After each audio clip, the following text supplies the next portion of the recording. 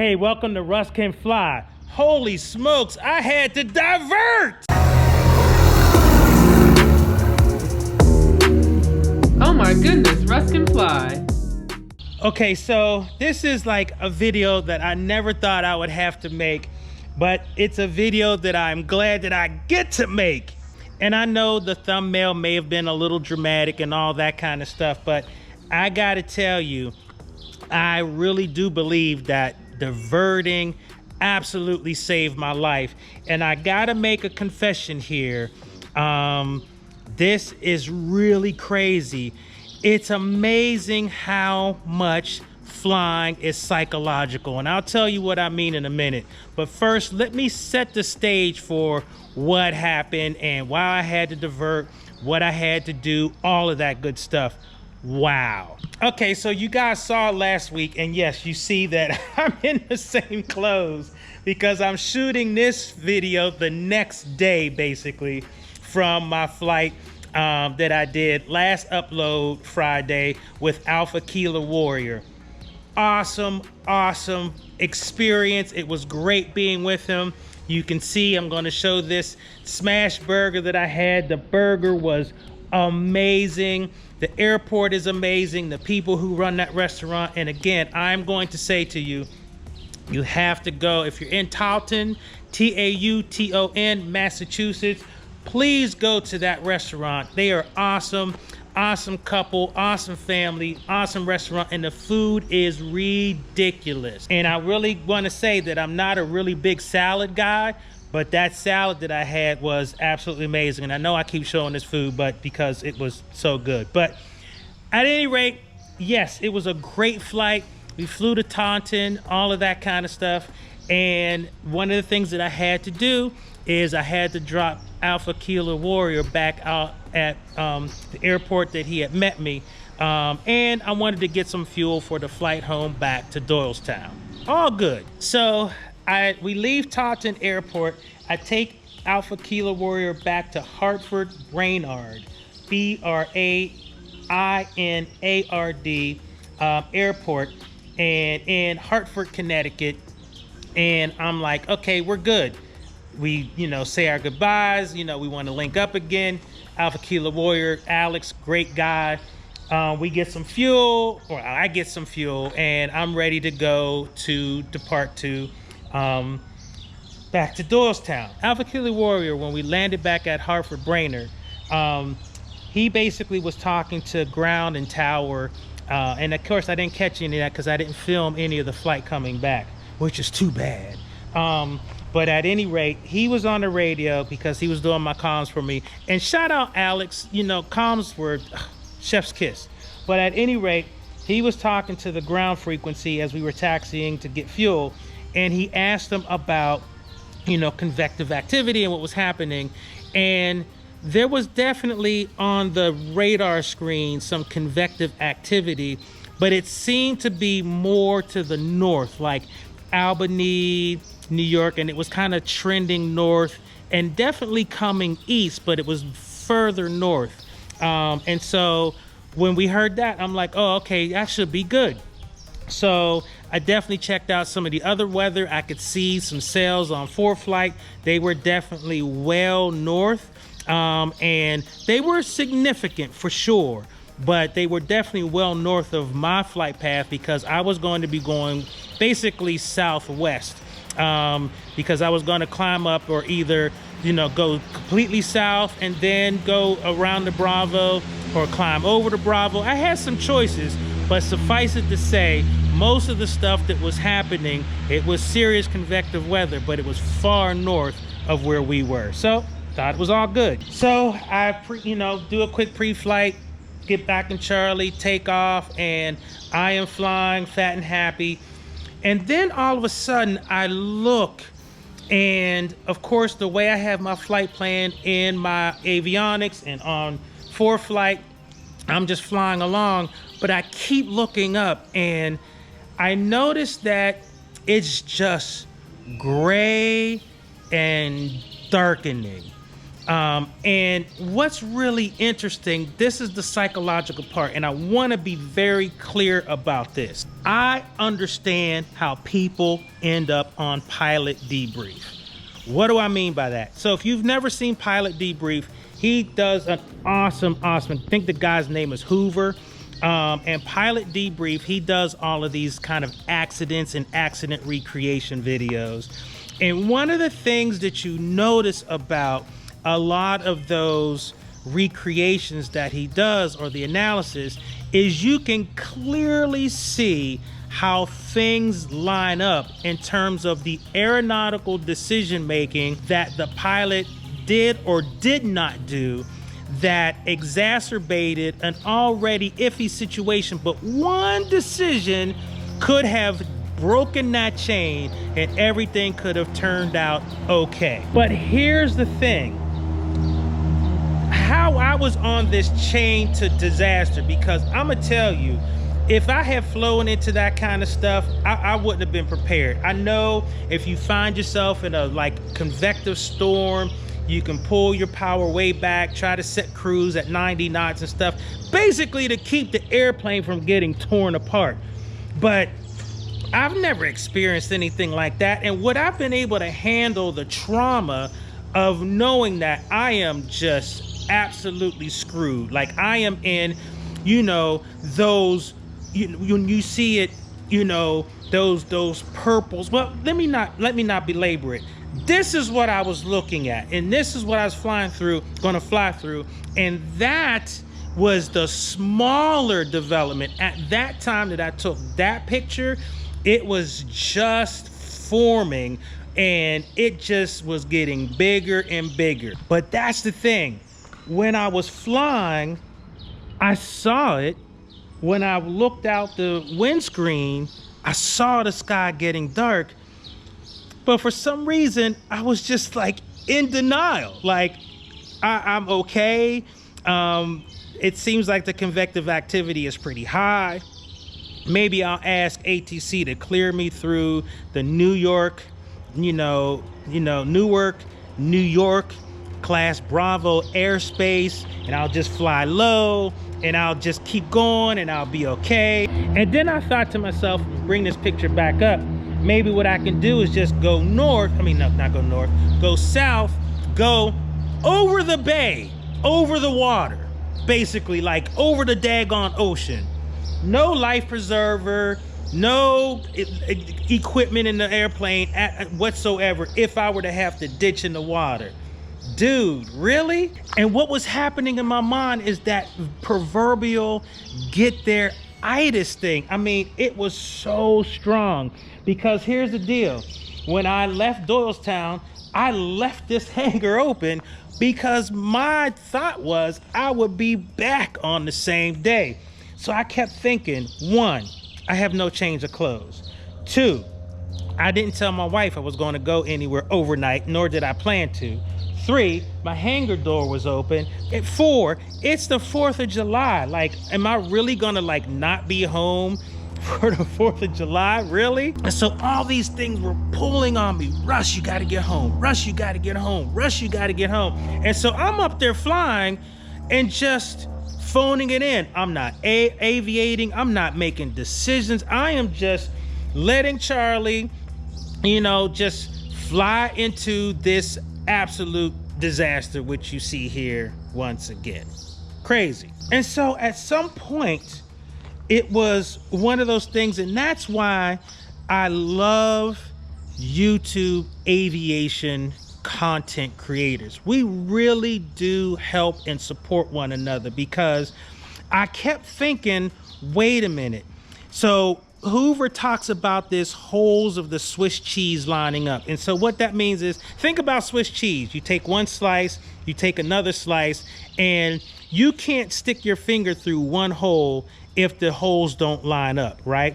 But he talks about this Swiss cheese model where all the holes line up, where you are able to get through to a place that, in this case, it's usually an aviation accident, a crash, all of that kind of stuff. And so that began to play in my mind. So the first thing that came up in my mind was, Russ, first of all, you've got to do something here. You can't just phone it in, number one. Number two, you're not comfortable. You are just, your mind has just gone. You're literally on a very dangerous autopilot, and you're just gonna try to figure this out. And I remember there was an airplane accident where a pilot actually died with his family, which is absolutely just unfortunate and so sad, because one of the things that he did was he took off, thunderstorm, and he basically told the controller, when they told him maybe you shouldn't take off, he's just gonna figure it out. Like, I'll pick my way through this thing. And so that popped into my mind, like, wait a minute, I'm about to be that pilot that's just gonna, like, well, I'll just pick around and maybe I can pick a route. Well, I don't have XM radio. I don't have radar in Charlie. And so what I would have been looking at is the weather as it was being produced through my Sentry and into ForeFlight. And that stuff can be 15, 10, 20, 30 minutes late. I could have been flying right into like one of those deep magenta crazy bombs, you know, because I'm thinking it's one place and the storm is completely in another place. And here's the other thing.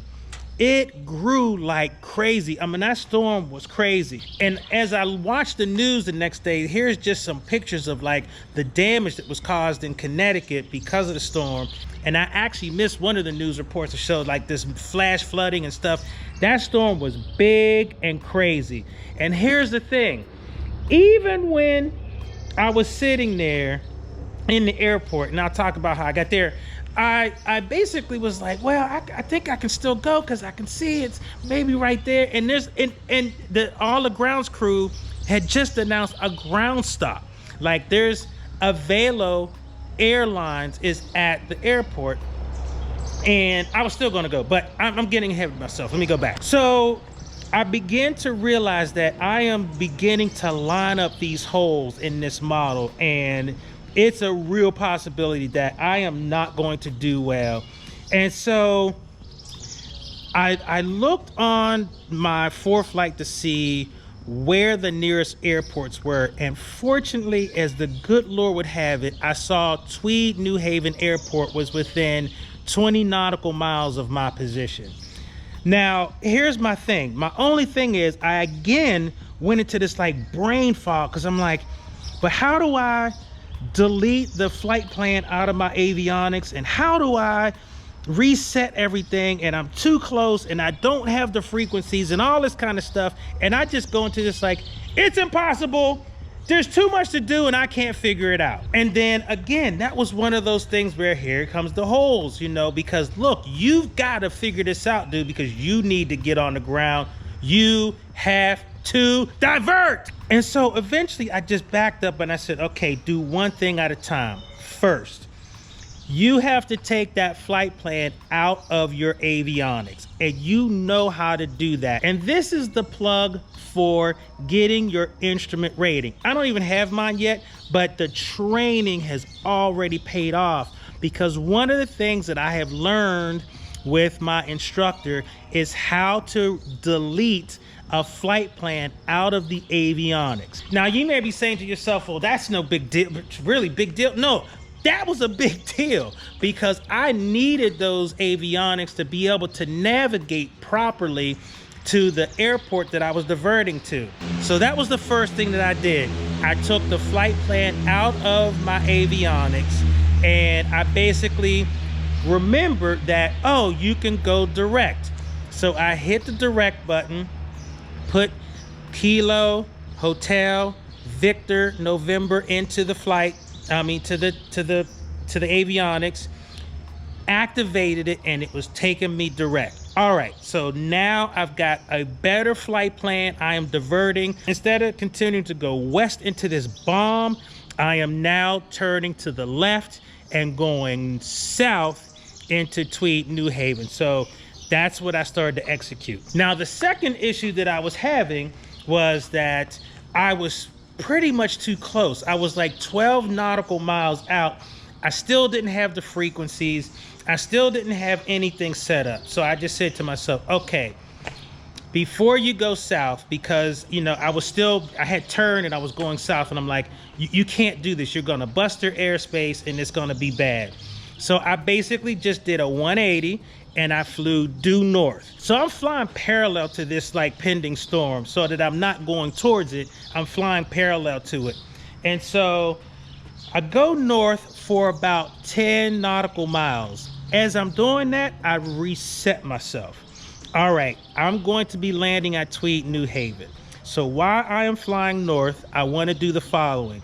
I want to delete the flight plan out of ForeFlight. I want to put Tweed, New Haven as my, point that I'm flying to.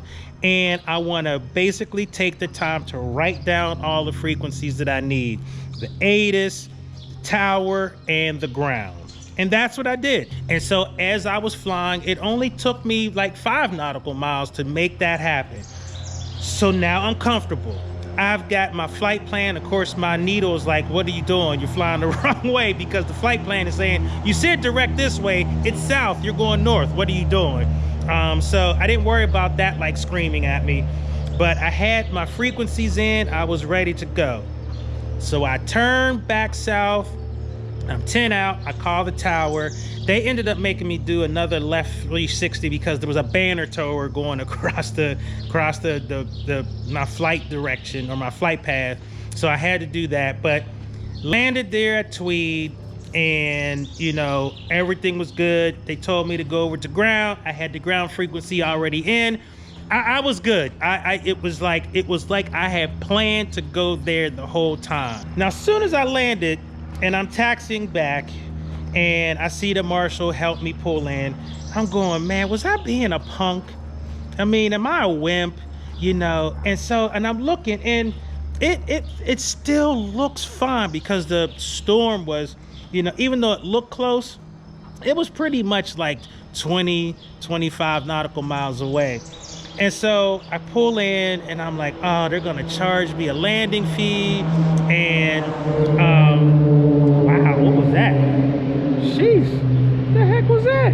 So I'm worried about this like landing fee, and because I'm not going to get fuel, because I had gotten fuel at Hartford Brainerd, so Charlie was good to go. So I didn't need fuel. So I'm like, and I'm sitting there and I'm feeling bad, and it's crazy, and I'm just like, oh, dude, you're such a wuss. What kind of pilot are you? And then this started happening. Man, it's a good thing I'm on the ground, man. This is crazy. Whew. And here I was, thought I was being a punk. And I'm gonna tell you, man, when this storm started coming in, the rain started coming down. Now, just before that, there was this distant lightning striking, and I mean, it was like bolts. I thought, Thor was showing up or something. It was crazy. And so, man, it was absolutely just nuts. And so they just before that, the ground crew said, listen, we think we should pull your airplane into the hangar. Check out, as they're pulling the plane into a hangar, look at this lightning strike off in the distance. You'll see it pop up. I mean, it was just crazy. And that was just at the beginning. Man, this storm was about to hit, and it was no joke. Tugging her on in. See, that's what I was worried about. Yeah. I was literally going over to the truck, saw it flash. I was like, oh no. I was like, oh my gosh.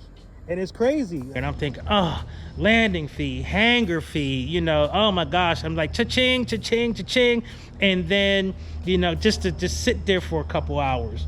Well, I gotta tell you, Robinson Aviation at Tweed, New Haven Airport, you folks are absolutely amazing. I mean, they took care of me like I was one of their family. I mean, it was just crazy, because I'm sitting there thinking, I can't believe this is happening.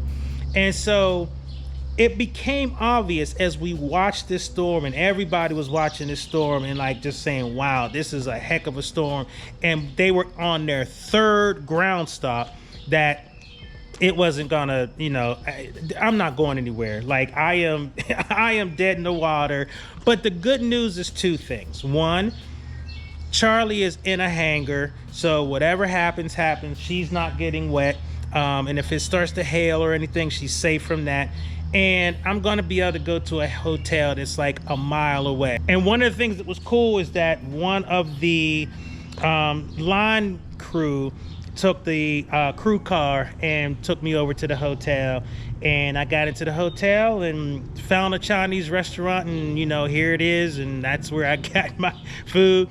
And I had to go to this CVS to also, you know, get, you know, some, and I had to get some stuff so I wouldn't feel like some kind of caveman, like not having brushed my teeth for like days or whatever. So just kind of got that kind of stuff. And so I went in and, you know, here's my report out in the hotel room today. All right, so this is me inside the place where I stayed overnight. And man, it's crazy. And it's funny because I've heard videos of people saying that the most powerful tool you have in your arsenal is a credit card. And I never thought about that before, but it is definitely so true because, you know, I was able to be safe and sound because I had a credit card on me. Didn't have a toothbrush, didn't have toothpaste or floss or anything like that. So I had to hit a CVS. But at least I had a credit card so that I didn't have to, you know, be in a situation where I was trying to force myself to get home. Not going to say that I didn't want to do that because I certainly wanted to get home. I mean, I was just like, oh my gosh, my hangar's still open. It's the 4th of July. I should be at home, all that good stuff. But yeah, so, but this is the room. This is my view out the window, if you can see. Not a bad place, but the cool thing is it was only a mile. Well, it's only a mile away from the airport. So I'm actually going to walk this morning. I had a nice free breakfast, and I'll just walk to the airport, pick up Charlie. And, you know, shout out to Robinson Aviation for, you know, hooking a brother up. I mean, they really did such a phenomenal job of taking care of me. They pulled Charlie into the hangar overnight, so I don't have to worry about water and the fuel or anything like that. And plus, Charlie's not used to being outside. You know, she's a kept she's a kept woman. So, but yeah, so this is the room, and this is where I slept. And actually, I slept like a baby because I already had made it up in my mind, you know, today is done, tomorrow's a new day, you know, and, you know, it is a gift from, you know, the Heavenly Father, and I will enjoy it. And I will enjoy a nice, safe flight home. And so then I checked out, you know, well, I had a good breakfast there, great breakfast. So if you're at Tweed New Haven Airport, I think it was a hotel to something. Hey, this is a picture of it right here, so you'll know what it was. But great place. It's close. I actually walked back, and you know, here's some of the pictures of the town where I was in East New Haven. And this is just me doing some of the walking and whatnot. And great little town. It was a great walk, just about a mile. And it was great. Got back to Tweed New Haven, you know, they pulled Charlie out for me, and again, the service there was impeccable. I mean, absolutely impeccable. And if anybody knows all the folks who work at Robinson Aviation, please let them know that there is an aviation YouTube out here. Russell Swan of Russ Can Fly thinks that they are the most amazing people on the planet, and I thank them profusely. And so that's the story. And so now I'm here, I'm back, I'm safe and sound. Charlie is in one piece. And here's what I am going to say in the final analysis. And I know people hate these talking head videos, but this one was really just too important not to make. One of the most powerful things you can do as a pilot is be conservative, default towards safety and just go ahead and spend the money. So what do I mean by that? Aeronautical decision making gives you a bunch of choices that you can make. Keep going, keep flying, descend, climb, turn, all of that kind of stuff, or just get your butt on the ground, right? And so sometimes it's just a get your butt on the ground situation, number one. And two, one of the most powerful things you have in your wallet or in your purse or wherever you carry it is a credit card. I heard somebody say that one time and I thought, that sounds so sophomoric.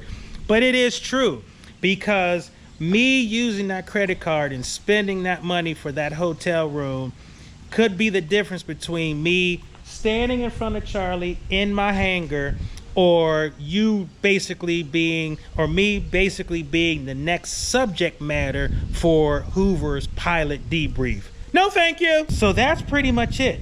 I just wanted to make this video just to reinforce general aviation pilots. We have a tremendous amount of freedom. You get to do whatever you want, and you get to decide how a trip plays out. And I gotta tell you, I am so thankful for the good Lord that he just put it on my mind to just say, Russ, listen, I know this is not what you plan to do. I know this is stressing you out. I know that this is an additional financial burden, but I got you. Just get the airplane on the ground. I got you. And he sent a bunch of angels in the form of these employees at Robinson Aviation at Tweed New Haven Airport that just really took care of me and loved on me and all this kind of stuff. And it is just so greatly appreciated. So that's the end of the tale. And I can't tell you that, you know, I can't believe that my first overnight flight was a diversion for, you know, convective, you know, weather. And I feel good about how it played out. And for me, what it reinforces is, listen, I can't be in a hurry if I'm going to be involved in any general aviation flight. I just have to know that things can come up and there may be delays, and I may have to just put it on the ground and, you know, go to a hotel room, period. And you know what? I'm good with that. Because at the end of the day, I end up having this great morning, decent breakfast, nice walk again through this wonderful little neighborhood, and it all worked out. So that's my cautionary tale. That's my story. That's it. We will get back to the training, I promise. But I had to tell this story and put this out there. All right. So with that, I am actually very tired. So I'm gonna go home because I haven't been home, and put on some other clothes because I do have some other clothes. Although I did take a magnificent shower last night. But yeah, I just want to put some other clothes on. All right, with that, Russ Kid Fly, I'm out.